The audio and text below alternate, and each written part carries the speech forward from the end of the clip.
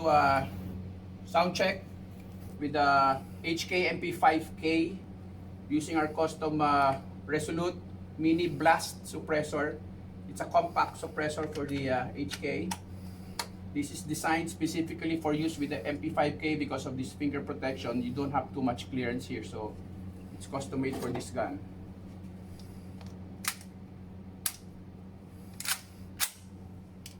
We're gonna do semi-auto for now.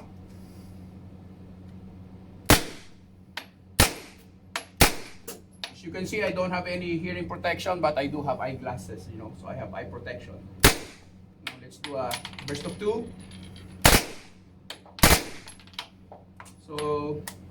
So far it's okay.